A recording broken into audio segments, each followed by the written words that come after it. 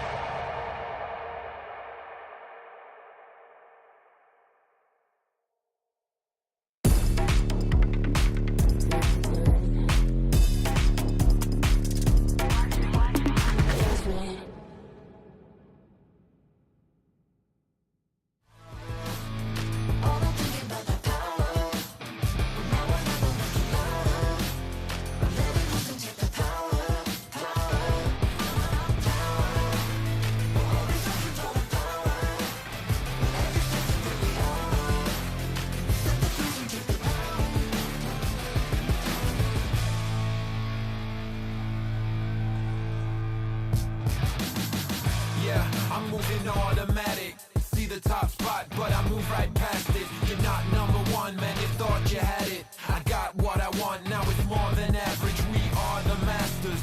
Now we back on the roll, headed back to the throne, cause we back what we on.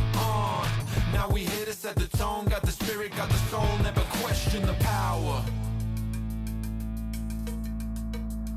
Yeah, we showing you the power. Power. Make it loud. Power. Power.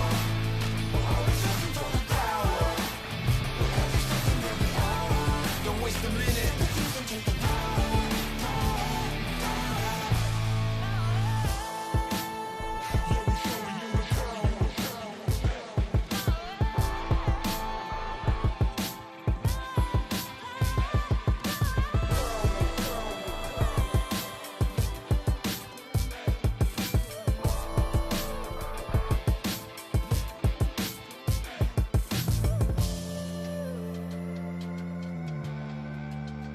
Yeah, we showing you the power.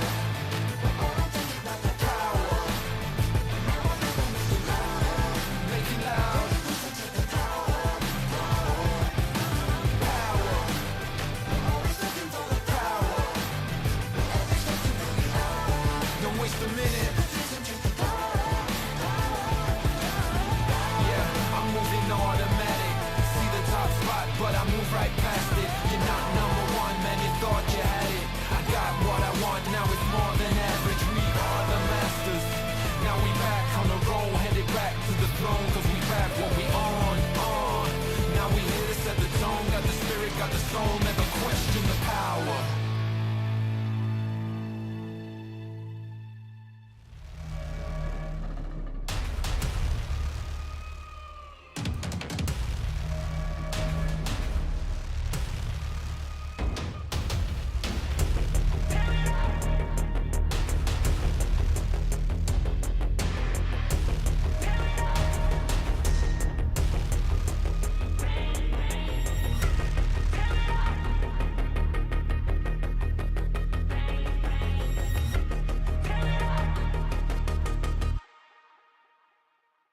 You get one night before the sun's up.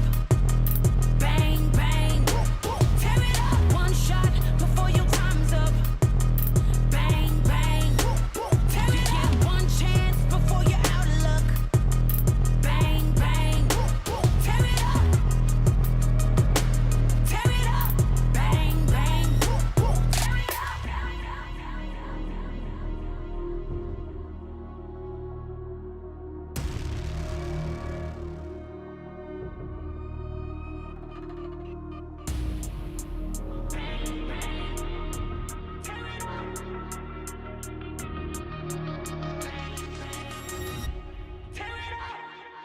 You get one night